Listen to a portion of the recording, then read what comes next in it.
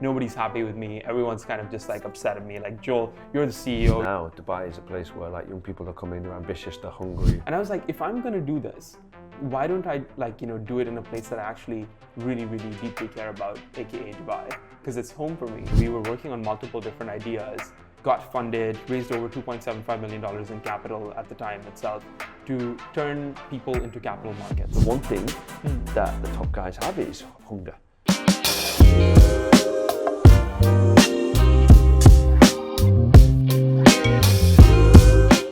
All right, Amazing. let's do it. Perfect. Joe, thanks for coming down. Of course. We made it. Are we good? By the way, can you hear us properly? Yeah. Oh, okay. That's important to know. I've done that before, by the way. You have no idea. Like sometimes I'll film an episode and then at the a couple of days later they'll be like, I lost your footage. And then you've had super important guests and things like that, and they're like, you need to come back. It's so much worse when somebody else. But you'd be surprised. It actually does work out the second time because you've spent an hour getting to know this person. Yeah, and now you're very cool. Yeah. So, and you know what they like to talk about. So, 100%. Yeah. When I first started doing videos, it would be so frustrating sometimes. It would take me all day. Because literally I was telling the guys before, I would write down a notes, word for word, for the room that I was in. I'd read it, I'd put it in my back pocket, I'd be like, go. And I was basically, in my mind, I was almost on an auto cue, just reading what I'd said. And sometimes I'd nail it, and I'd be like, that'd be great. And the guy would be like, oh, we've not got it. And I could never do it again. You're kidding. And sometimes it'd take me like 10 times. Yeah, so. That's how it starts, right? It's just. Yeah, 100%, it's hard. But I think now what I would advise people to do is document, because trying to create stuff all the time on top of what you're doing, it's like, you just can't. No, you're not gonna get it done. No, I mean, I think, look, most things, especially because we're talking technology and things like that, I'd say every technical advantage that you have is getting taken away, right? Whether it's your knowledge, whether it's some sort of, advanced system that you've got, in the house. It's kind of it's a new platform. You just need to have it, right? You just need to have the most advanced thing, and that's just a given. Yeah. But what really sets you apart is your story, your personal brand, your character, and the simple things, actually, the things that people used to value back in the day. Yeah. So I think that's where we're headed to. And it's going back almost to more real stuff. Even though it's going forward, it is actually going back. Yeah. So I think documenting is such an important part of that, because people get to be a part of your journey, part of your story, and not just once you've made it, And I think it's a fun way to give. Whenever I go to Kite Beach, or when I go to random places, you get recognized and things like that. Not because you're doing something insane, but because people feel like they're part of your journey and part of your story. 100%. I was having a conversation with one of our guys this morning, and he's really trying hard to cover the platforms on social media and try and get his brand out. And he was doing a post on LinkedIn, and he's like, okay, I think I've got this one. Let me know what you think. And I looked at it, and the first thing I saw was one of the ChatGPT hyphens. Is it a hyphen? Is that what you call it? I'm not sure. The long line in the middle, which only okay. ChatGPT does. And I just said straight away, you ChatGPT did it, right? And he was like, yeah, but that everyone does it, right? And I'm like, yeah, but as soon as people see that, people are so busy now. They're not going to have. You're basically asking them to spend 3 minutes reading what you wrote. Oh wow! And to ask them to do that, it's got to be from you, No, I mean, I've got an interesting LinkedIn hack, by the way, for whoever wants to. Is it the lie? Is it the gap that you do? Yeah. Well, that's part of. Because I saw that and I thought, why? And I've seen a few people doing it. I need to ask you about that. Probably, right? Maybe there's something there. I mean, almost every one of my last few posts have done ridiculously well, right? I get now I know how to get a 200 post out or a 300 post out. You just know what the formula is. And there's this creator on LinkedIn. His name is, I believe, Yasmin, or that's what it goes by. He's got 300,000 followers on LinkedIn. Okay. And it's called Hook Rehook. That's what it's called, right? So the first line is something outrageous, right? Is the Dubai real estate market over? Done, right? And then the second line is addressing that objection, right? The reader, when they read that first line, is like, what? You're kidding, right? That's a joke. And they're like, yeah, I'm joking, or whatever, but obviously this is what's actually not happening. Over, not done, but this. Yeah, your call, people think, for instance, when you LinkedIn message and when people try to get a job on LinkedIn, right? They're straight away asking for the job instead of starting a conversation, which is what it is. The same thing applies for the posts, where you need to get them to actually get interested in the conversation with the first line. and then the rest is sort of the value, right? Right. But if they're not even interested in the first line, they're not even going to look at the second one. So you're actually trying to win them at multiple points. Yeah. Hook, rehook, and then bang, bang, bang. Like, the points are, all of them need to be split up, easily readable, right? One line, Yeah. one line, one line, one line. Instead of like having these chunky paragraphs, right? I used to do that all the time, and our head of marketing, Susanna, was just like, "That's not it, Joel. You can't do that." No. Yeah. People want it easy. Yeah, Bite and size. they want a photo, believe it or not. A real photo. Yeah, of not you. and again, not a thirst trap, but like a photo. Definitely, like they want to put a face to the name. And to be honest, I think on LinkedIn, positive hooks work. Yeah. People don't like hearing negative things as much. They go on Twitter or X for that, right? Yeah. I mean, Twitter and X, actually, interesting that you bring that up, is more of an educational platform in the context of tech, where they do these things called threads. Yeah. So Naval, I've read some of his. yeah, Amazing, right? he's He was got some of the the, I best think, threads. OG of the threads. Yeah. Exactly. So that's a very interesting. But on LinkedIn, it's very congratulatory, very positive, and very like achievement based. I just did this amazing thing, like that kind of a vibe. Yeah. And if you can hack it, you'll be surprised. I've had people from some of the biggest brokerages in the world, aka have done $150 billion in sales worth of brokerages. You know which one I'm talking about. The heads of those and serious executives at those kind of companies reach out to me, someone who is totally random person on LinkedIn who I've never met before. I don't have all the, let's say, traditional advantages that someone in their market would. Yeah. And they're happy to text a guy in Dubai. Because you feel like Because they know you, your right? life, Because I've got pictures of me up there from everything from my graduation through to when I started my first company, to everything like our fundraise, the Forbes announcements, all sorts of things on there. So people can just scroll and be like, do I think this guy is legitimate? Yeah, genuine. Is he? Yeah, exactly, right? And people are sensible, so. Yeah, 100%. That's a really good way. That's a really useful tip. Yeah. I hope we all wrote that down. Right? We're going to use that one for sure. So, yeah, I mean, typically with a guest, I always do the usual thing of talk about how you came to Dubai, why Dubai, what was going on. You were born here, right? So it's a little bit different. Just a little bit, so 3-4 months in is when we moved. Yeah, exactly. Okay. So, I mean, we weren't exactly upper echelon of society at the time, so it is cheaper to still, have me in India, I guess. Yeah. Smart. Yeah, so that is what it is. But for the most part, I am a Dubai kid. I've seen this entire place when none of these buildings were here. Wow. There was only one Hard Rock Cafe in the middle of the long, Sheikh Zayed Road stretch. And there's a massive roundabout in the middle, and then there's a trade center building. So that's when my family came to Dubai about 30 years ago. So everything that people are sort of you're preaching to the choir in the context of Dubai has been the future for a long time. Mm-hmm. And, really excited that more of the world buys into it today. And it's not just, the people that came here for an initial bag or whatever. It's actually somewhere that we see ourselves retiring and building our lives kind of a thing. So, yeah. Do you have, or I don't think you do, but people in your circle who've been here that length of time, do they feel a bit of frustration or do they get annoyed by all these new people coming into the city, or is that not? I think, when you used to look at a Lamborghini, right, you used to be like, wow, that's awesome. Now I'm just some trashy tourist has sort of come down to rent that thing, and they're probably going to crash it at some point, right? Because people come and do crazy things, right? Sometimes, so the tourists especially. I think I don't really care about that crowd more. I care more about the people that are here to stay, and for the largest part, I think we're attracting some really good quality intellectual capital, talent across technology, across energy, and several other sectors, real estate obviously. So it kind of makes me happy because I feel like we're building a more comprehensive ecosystem rather than just one industry, which was the case a long time ago. And now we've got the financial services sector that's getting more and more mature. Got one of the largest banks in the world out here actually.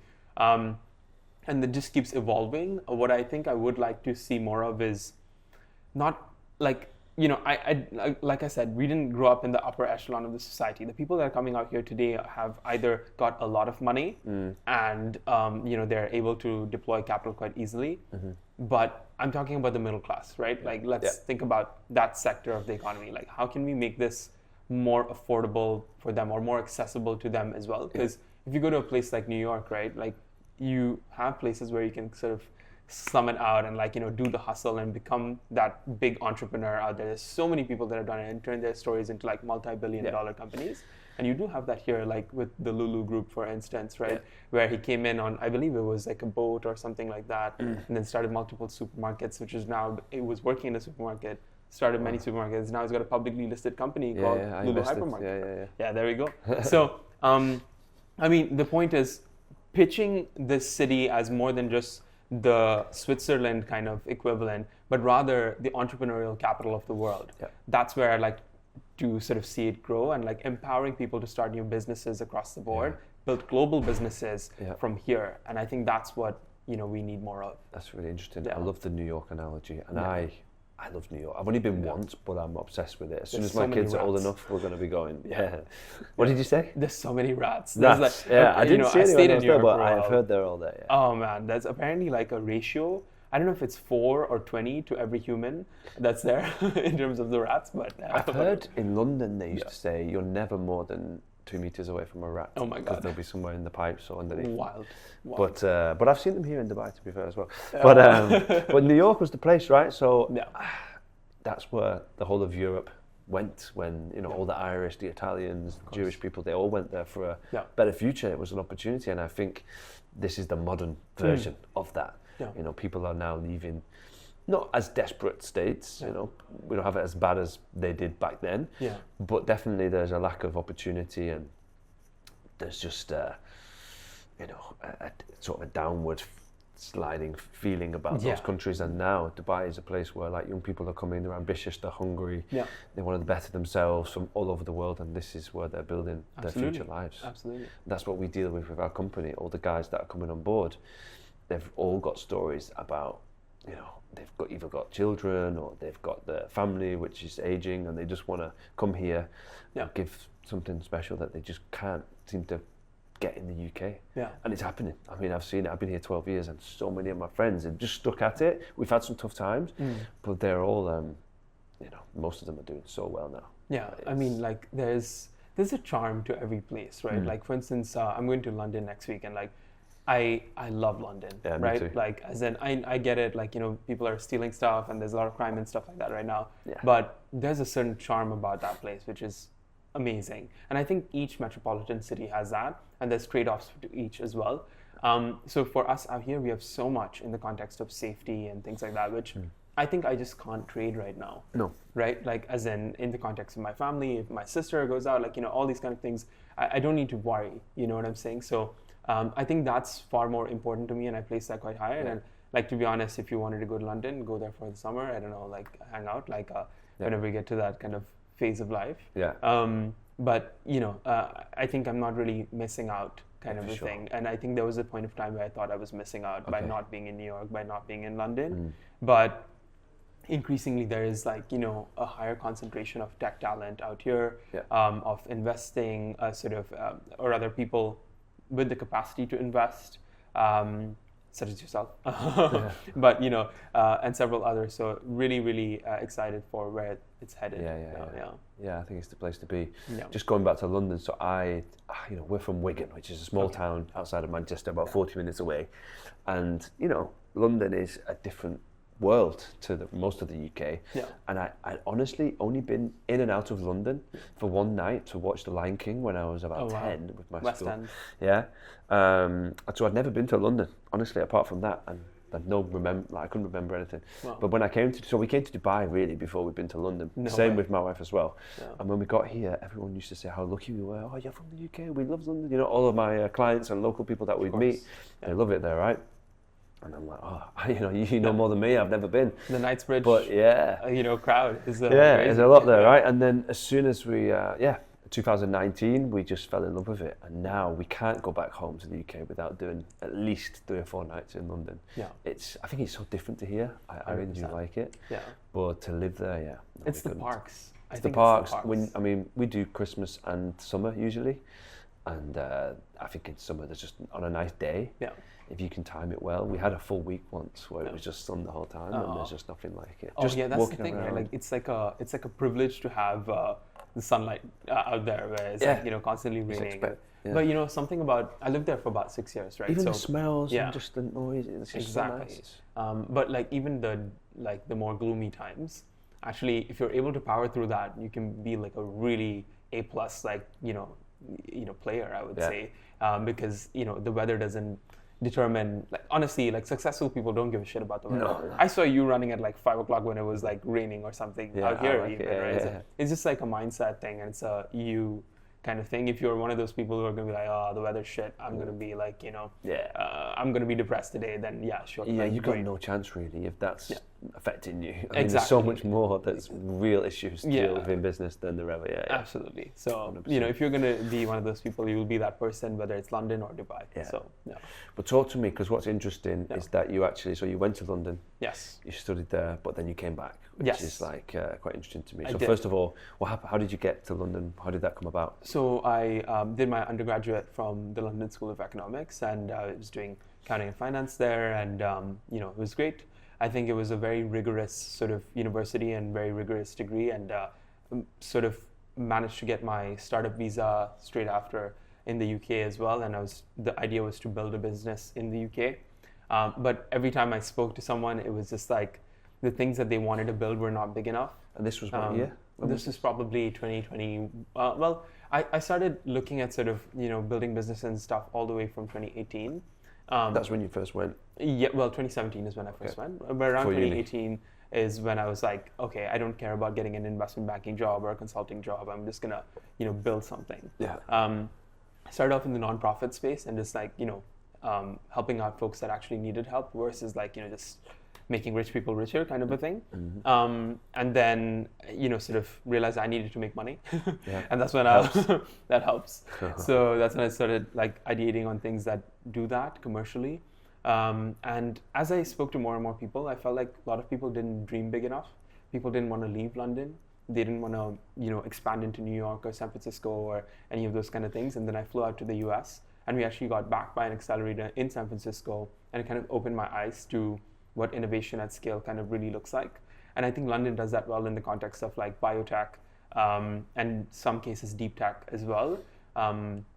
But I do think that they lack it in the context of more commercial applications. Like if you look at the companies that we use in our daily lives today, even in Dubai, right? Google, Amazon, like, Netflix. These are all US companies, right? None of them originated in the UK. There's very few success stories of that, or even out here, right? Like we're not yet at that stage where we've got that international success represented. And that's what I thought, these places like London lacked. And I was like, if I'm going to do this, why don't I like, do it in a place that I actually really, really deeply care about, AKA Dubai, because it's home for me. It's kind of set my family up for, what we've been able to build out here.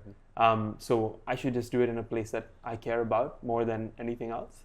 That's why I came back out here, and I wanted to inspire more tech people to sort of start businesses, because I didn't have any role models out here for being a tech entrepreneur.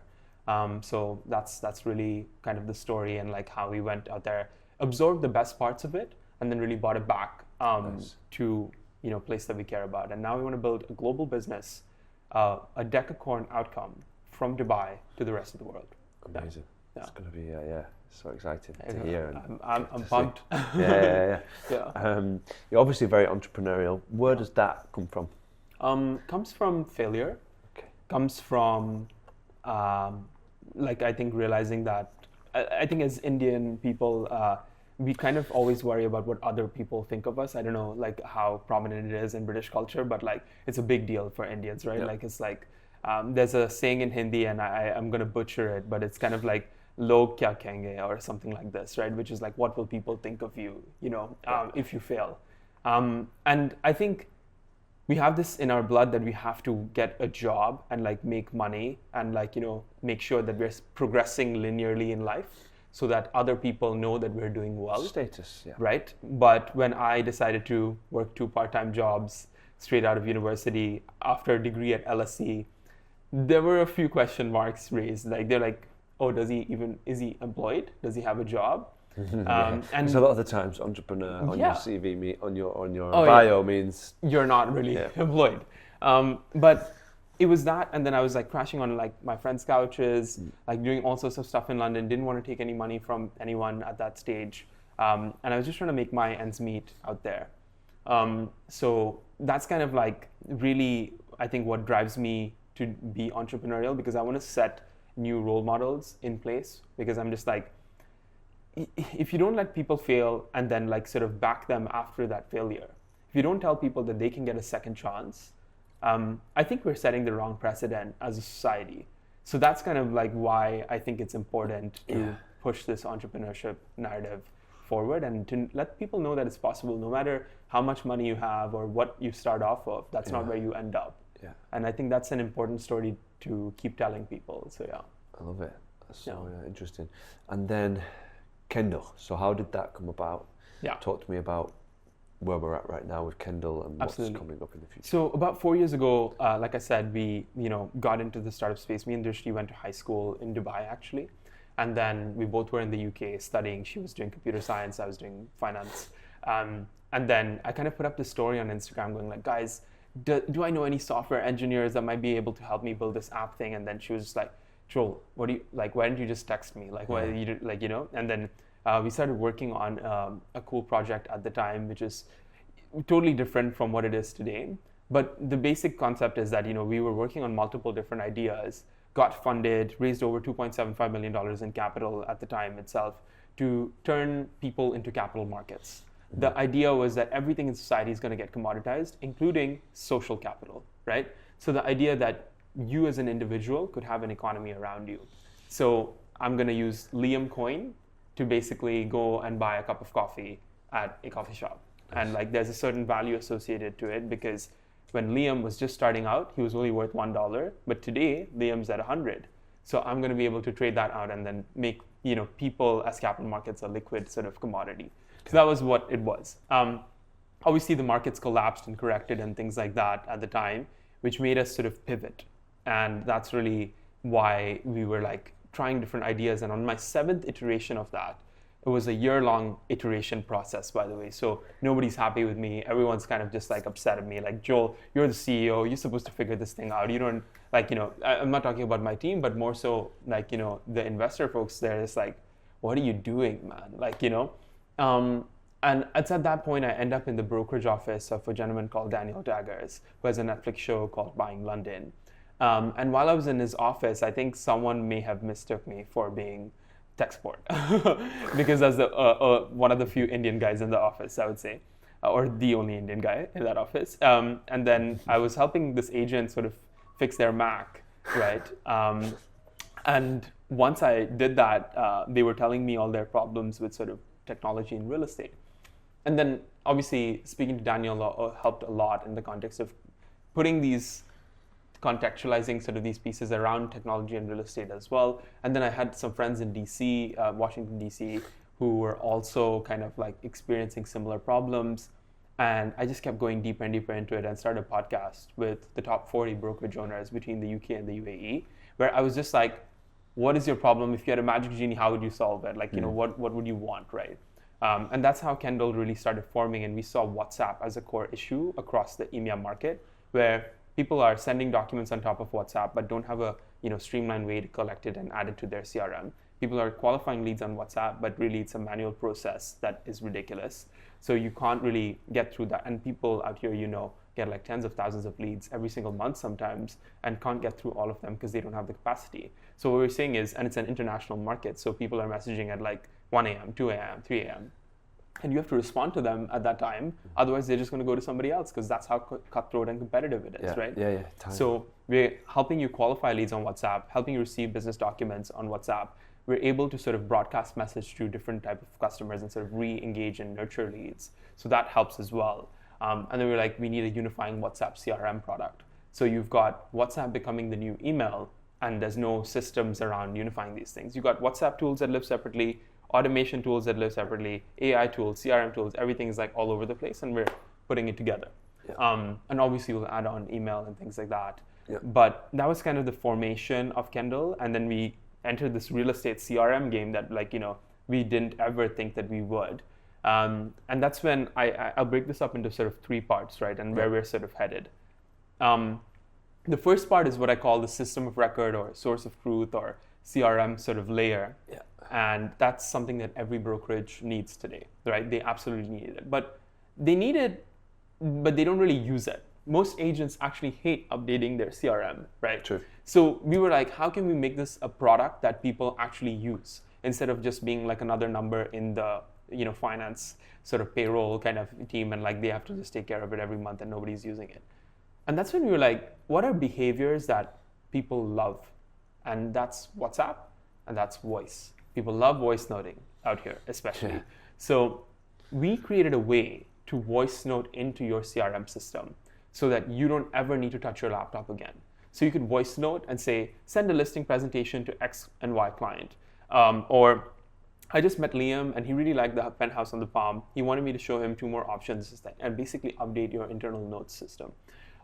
Eventually, it'll get to a point where you don't even need to do as much voice commands to sort of update your CRM, because it's just going to pull information from your email, from WhatsApp, and from market data. So the idea that you could plug into so many different, like from the DLD or from your regulatory authorities all over the world, plug in that information into your system and have everything completely updated about every single client, and even get to a point where maybe if the brokerage wants, they could sort of plug into LinkedIn, right? So let's say a person gets promoted at work, and like you're like nurturing this lead for a while, and like, congratulations, like, oh, you make more money now. Guess what? You can afford a more expensive place, right? Like, and if you knew that, and if you kept tabs on every one of your customers, and if you had a notification that popped up being like, this person just got promoted, hit him up, it might be a little bit of a different story for you versus someone else, right? And that's kind of like the advantage you want to give. So that concept is called AI agents. The idea that you have an automated sort of workflow that's constantly running through different systems and like getting, enriching sort of your lead kind of a thing. So that's like one part of the AI agents piece. And then we've got an AI property manager. So let's say a light bulb is broken and you want it fixed. So you're basically gonna just send one message and then someone shows up at your door pretty much, even though the brokerage is sort of handling all of those things for you. So, and a lot of brokerages today have not unlocked this property management revenue stream because they're just like, it's too much work, right? Yeah. So we want to make it easy for you and make it easy for the tenant. So that's the AI property management angle, AI cold calling assistant, which will qualify leads for you, DNCR compliant, and like make sure it's like doing it in the hours that are correct to do it and in the way that's compliant with the system so you don't get fined. As well as several other, like I can talk about AI market analyst, AI marketer, and like a bunch of different things all catered towards the real estate space. So going really deep into this industry versus building a broad purpose product at the moment for, like everyone to use, because we want to solve one, customer's problems first. Yeah. So that's the second part, which is the AI workforce. Phase 3 is what I call a payments OS, right? The idea that you need a single unifying global payment solution for the real estate sector. There's about $12 trillion worth of transactions that happen in real estate every single year globally. And we're saying today you're not really getting too much of a cut of the payment side of it. Yes, you make a commission on the deal, but what if you could also make money on things like escrow, deposits, or rent collection, right? Because you've got all the workflows on lock, you could sort of integrate the payment sort of layer into it as well, and you don't need to rely on external sort of providers to do that for you anymore. And there's definitely things around lending and like all that kind of interesting pieces that could come into the mix in the future, but I don't want to get ahead of myself, and also my CTO is probably going to kill me, if she hears that I was pitching this whole payments thing, which is nowhere near what we're doing. But the value in real estate is actually in the transaction layer. And as we get vertical with AI, like AI can build things quite cheaply, and there's a compression on like subscriptions and things like that eventually. Where do you capture value? It should be that your system is so good and super entrenched in the transactions and things like that, that it doesn't hurt to actually pay a 0.0 something % on a transaction. Yeah. As long as it's getting more deals done for you. So that's long story. Amazing. Yeah. That's really interesting. Yeah. You know what's funny, when we first met and you gave me a kind of overview, which was a little bit I would say, Intense. it wasn't at the start. It was kind of, well, not basic, but it was a pretty. And then I told you, look, I'm going to be honest. I think AI is going to take over the real estate industry. And then you said, oh, okay, he gets it. Let me tell you the true story. But what about? Because I've been at a few. I was at an event and they were talking about AI in the real estate market, and there was quite a few in the audience that were like, AI can never, like, get into this industry the way that we can. They're not going to understand humans. And I said to you, an AI can understand humans probably already today better than humans can understand humans, and AI can pull up data from the last 10 years in every single area and collate it all together and give a result in a split second. We just can't do that, unfortunately. How do you find people coming around to the idea more now, or how do you see it? So the way I always position it is that the best agents will win even more, and the tail end will get wiped out completely by AI, right? Yeah. In the context of, like, for smaller value transactions already, it is quite hard to justify the need for an agent, right? Let's say like a rental unit, 70,000 dirhams a year, something like that. The agent involvement in that process itself is like, do you need someone to do this right now, right? Like, so it's like with the lettings angle or the rentals angle, there's always a strong sort of, case to be made for AI doing a lot of that already. Yeah. So I think at the higher end of the market, you'll definitely need specialists and people, like, because it's a people business at that game, right? Yeah. Anything like like post £1 million kind of, I feel like it's a monumental amount of money. And you need specialists that like look after you in that sense, because it's a people management game. It's a negotiation thing. And yeah, you can have AI sort of come in, arbitrage a lot of that and be like, this is the price and you have to lock in for this. But that's not how it works, right? People have like, oh, if you can get 2 million, they want 2.2 million. If they can get only 1.8, they want 2 million. So these kind of nuances, I feel like, are things that agents would understand better. And also just the character, right? Yeah. Like, who is Liam as a person? Beyond his accolades and things like that, what is his demeanor, right? How does he behave, right? Yeah. Why does he do the things that he does? Yeah. So some of these things are just like, out of the scope of that, out of the scope of AI in that sense at the moment. And I would say it still does a lot of the back end work, right? It still knows that you own Acco Capital. Did you say Acco or Aco? Aco Capital, right? It still knows that you own Aco Capital. It still knows the achievements that you've had over the last several years. Still knows potentially how much money you have, right? Yeah. But there's one thing that gets that deal over the line, which is that interaction that you have with a human being. Yeah. The question is, what is the value of that interaction, right? So if you can abstract away the sourcing of the lead, the qualification of the lead, and then getting everything to the stage where you view the property and then like close the deal. That last two parts are sort of where you as an agent are still being able to bring a lot of value. What is that worth commission-wise, right? So that's like the question to ask, and where the discrepancies will start. I know people are saying that it's impossible for AI to get in on this game, but that's not true. I think definitely in the rental space, you'll see a lot of damage being done by AI. In the context of the sales vertical, I think lower value transactions will first be impacted. And at the higher value transactions, it's actually going to help you way more, because you're going to be able to send listing presentations faster, personalize materials a lot more. Speeding everything up. Exactly. Better service at the end of the day for the client. Exactly. So that's kind of, where this is headed. And to the brokerage owners that say never, I'd say you never thought you would use email. You never thought you would post videos on YouTube. You never thought you would use a social media platform. You always thought you would get it from the grapevine in the neighborhood.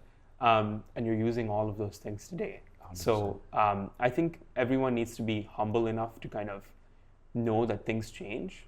And the people that adapt to change quickest are the ones that are really going to win in this next wave of AI and things like that. And again, this is not the first time that AI has come into a mix. This is not a fad, right? This is the 5th time really that we've got AI being talked about in such a significant way. And it's the first time that LLMs are accessible to basically people on their phone, and they can interact with it. People use it as their therapist, like you said, like, you know, and like to that extent where it knows us better than people know us. So like, how are you going to say that AI is not going to, impact our lives, whether you're in real estate or any industry? It's crazy to see. How do you think AI is going to impact us in some other ways? obviously you're inside, so it's quite for interesting. general life. Yeah. What do you see? I think it's going to make us more lonely. More lonely. Yeah. Okay. I think it's going to make us more lonely because it gives you everything, right? Let's say today I go onto Instagram. There's still some room for me to see content that's not really curated for me. I can randomly land on a reel or something like that might be a totally different subject and get curious and like explore. But I think AI will become so tailored to your needs and to the way that you think. It might actually deepen your biases even more. And is it going to keep us pegged in, you know? Yeah. Because like you said, exploration, sometimes just the random nature of things. Yeah, I think randomness is kind of lost in AI, right? Sometimes. So I think that, you know, walking into a coffee shop in a foreign country that you're not even from, let's say, go to France and like, you know, you're sitting. That's what I love about London. Yeah, exactly, right? Like, or you go to Italy and you're like at the own cafe, you know, you kind of just be like, one coffee please, and then like you're standing next to someone, you start striking up a conversation and you learn something new. There's that is, people are so scared of that kind of interaction today. When you walk into a lift, you say, hey, how are you doing? Good morning. Or like that simple thing is getting lost because you're just like glued, you know? And I think that's one thing that I'm very afraid of in the context of AI. So for like, you know, I think that's my main sort of worry. I do think it'll benefit us in the context of education. I think that there's so many smart kids today that are, you know, probably 13, 14, 15 years old, but they don't need to be in the traditional, like, you know, linear progression of school. And also, why do they need to learn 8 different things, right? Like, I learned so many things in school and university that I don't use at all. But if I knew for a fact that I was going to be an entrepreneur at this age, maybe I'd have just started a lemonade stall, right? Maybe I've done like things that make me better at my job today, or the things that I'm passionate about today. And being able to pick up random skills and learn them very deeply, because you don't need a PhD anymore. The PhD is here, right? Of course. So everyone's got a PhD. That's the thing. Instantly. Exactly. So that's why, like, you can become an expert at anything. So why do you need to go through the traditional process of school? The only reason that I see personally is the social element, is to be able to build social skills. Because it's not just about education, it's about learning how to interact in social settings and, like, you know, knowing. Well, you can get that from sports, team sports, you can get that. It's also so how do our communities start interacting, right? Like, if everyone's like scared to talk to their neighbor, how are they going to start playing football together outside of, you know, an environment where they're forced to meet new people and play football together? So as long as we have ecosystems and systems that support that, Yeah, it's interesting. Yeah, it's interesting about, you said that everyone's got a PhD. It's like, there's just not much value anymore to have good memory recall because everyone's got a phone, right? So it's like, when I was in school, people were getting A stars, and you look back and where they are now, it's like, that's not what really helps people make it. It's being able to, I think, be resilient and be good with people. 100%. And I what think you it's said, just going to be more and more. The A star thing, right? Like, not to be salty about not getting an A star in a lot of things. Oh, you got one? Hey, let's go. You say PE? PE. That doesn't count, man. Come on. It doesn't count. No, but as long as you can kick a football, you're guaranteed. Fair enough. No, but at least an A. Idea is that, you know, the people that remember the most are getting the highest grades. Right? People who can mug up the most stuff and win. And that's just not a way to measure, you know, how much you learn. Yeah, the education system hopefully gets revamped. 100%. And also, to a point about teachers, I feel like teachers are inundated with admin work. And I think that shouldn't be the case. It's crazy. So if that can get abstracted away, teachers can actually focus on what they enjoy doing, which is like, you know, imparting knowledge. Right? The key is not what you learn, it's the ability to learn, right? And be excited about something. That's what all I want for my kids, is just to find something that they're really excited by and really motivated by, and then my job is just to give them more access to that. Absolutely. I'm not bothered about the results, honestly. I'm bothered about them finding a passion 100%. and being happy. That's the main thing. Obviously, you've been in this real estate world for a little bit now. What if you had to be an agent today? Let's just say Dubai. Where would you focus? What would be your... Oh, damn. I'd have to call Lynette first. Yeah. You And look at the ask her, data, right, and see where's the money. yeah, where's the data? What's Like, happening? what's the data saying, right? Like, Well, that's interesting in a way, because yeah. that's quite a good. I mean, like, let's be honest, right? You got to point of stick to view. your strengths, Yeah. right? And if it's to be more technical and to be more, how you say technical, like even Yeah. in the context of stock picking, right? Yeah, You data. either have the fundamentals or you do the technical analysis. And I think in this context, it's very important to observe the prices, right? Because if you're going to invest for rental yield, where's the best neighborhoods? Should you even buy a 1 bedroom or 2 bedroom? Like, maybe you should look at more villas and townhouses because that's more rare in inventory. And then when you think about neighborhoods, I think a lot of people, I personally would vouch a lot for the older communities that are here and already built out, aka or meadows and like, all of those, the ones that have been around for a while, because it's already, you're getting sometimes similar prices for established communities and bigger spaces that you are for new developments. And 4 years away. yeah, exactly, right. So that's kind of Far out, where I'm just like, I want to play, like when I view it as an agent, I'd be like trying to sell to families and like things like that more so than I would to individuals, because Pure investors. I guess you can kind of pick your niche, right? Yeah. And if that's the case, then communities like meadows or ranches or any of these things that have already come up, and the older ones is where I really prefer, I'd say. So yeah, it's just something that I guess, but I don't know if I'd make the best real estate agent, to be honest. But Really? yeah. Why not? I don't. I think like maybe I'm lying. Maybe I'm making. Yeah. Actually, I'd be pretty good. Actually, I think I'd be pretty freaking good. I've got job offers from several brokerage owners. I have to say, like sometimes I'm like, Really? hey, if you pay today, I will be okay with this user count instead of this user count. And they're like, oh, this guy is a sales guy. You're gonna hire him. I was in Abu Dhabi the other day, and that was the feedback I got. I think it's resilience. That's the number one thing for real estate agents. Like, it's so hard, and people don't talk about this. Like, then you pick up the phone and someone's like, why are you calling me? I don't want to talk to you. Like, wow. Like, what? Even though they've actually inquired sometimes. That's the thing, right? So it's like, and people are finding reasons to be on edge all the time. I don't blame them because they get called by everyone and people misuse databases and things like that. But I really feel like it takes a lot of resilience and the thick skin to basically handle the rejection. And I think a lot of real estate agents, should definitely pat themselves on the back for being able to do that. I know people give a lot of heat to the space for the, like what does it take to actually sell a house and things like that. But like, I don't think people understand how hard it is to start from scratch, no contact books, don't know anyone, call up people, win inventory, do the whole investment plan thing, and then try to win customers for a longer duration of time. It's not easy.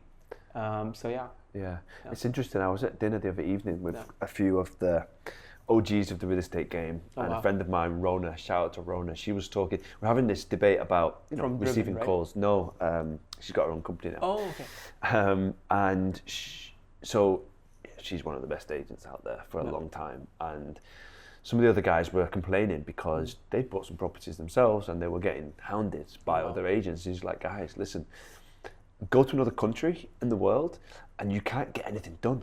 So she talked about Thailand, and she's got property there, and she's like, you can't get them to do anything. The agents are so lazy. Wow. And the same in the UK. I've bought property in the UK and it took me 6 months to transfer, and nobody wants to lift a finger.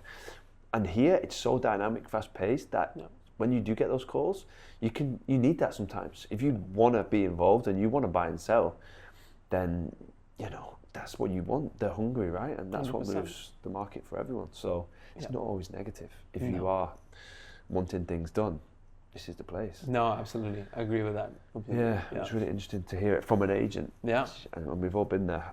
But yeah, just going back, you said resilience. I think hunger, like having that hunger. There's so many different types of agents that do well here. And I remember when I first came, in my first Thursday afternoon meeting, because it was Friday, Saturday weekends back then. Yeah, of course. In the company where we were, it was a really big company, and you all had to, at the end of the week, you'd have to queue up. A song came on, and it was the same song every week. Okay. I think it was a Whitney Houston song. Oh, wow. It was really weird. Interesting choice. But a song came on, and a big screen, you'd have a microphone, and your name would come up, and you'd have to shout out your figures for the week. Wow. So that was kind of like putting you on the spot. And I remember stood there, luckily I wasn't involved because I'd only been at the company for a few days. And I remember one guy in the office, his name came up and he said 800,000.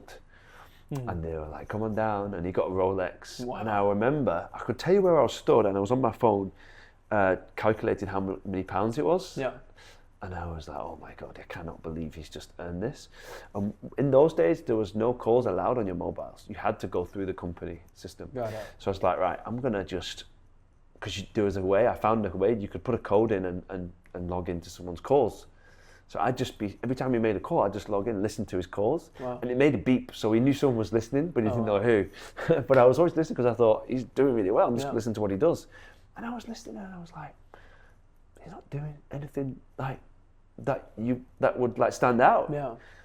And then I used to do that with not just him, but then all the other top five. And then what I realized is people were so different. Some were really like flamboyant and energetic and like gravitas, and they were like playing the sales game, and others were just like, this is the price, you know. But the one thing that the top guys have is hunger. Yeah. They're like, you know, they just don't take no, they just keep going. Yeah. And that's something that is like a leveler. If you have that hunger, you can make it. 100%. You know, you don't need to have amazing sales skills, honestly. Yeah. And I think people be underwhelmed with some of the top performers, but they're just perhaps organised and they follow up.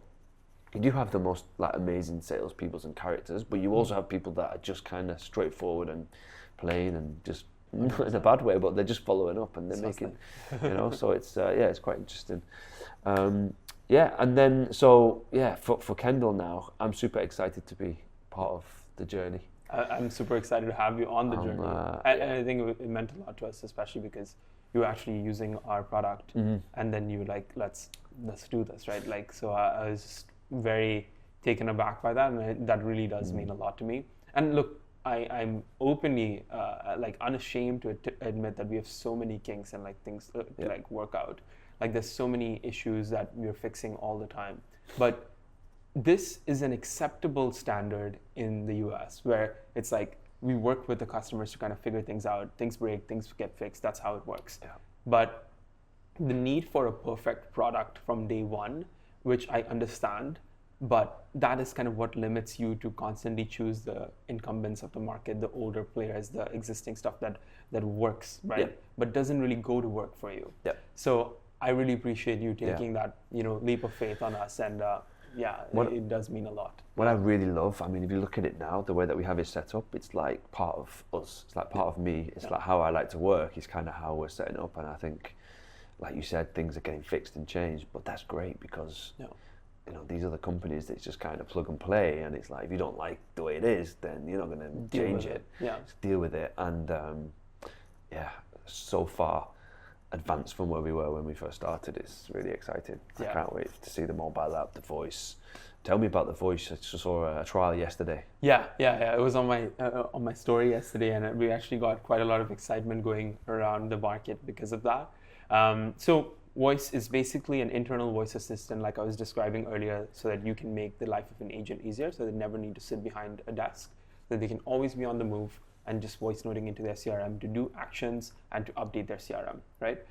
Everything from sending presentations to email to any of this kind of stuff. That's kind of the idea with the voice assistant. That's like the technology is quite interesting because you need to figure out things like latency, like because people want a human experience even though they know it's AI.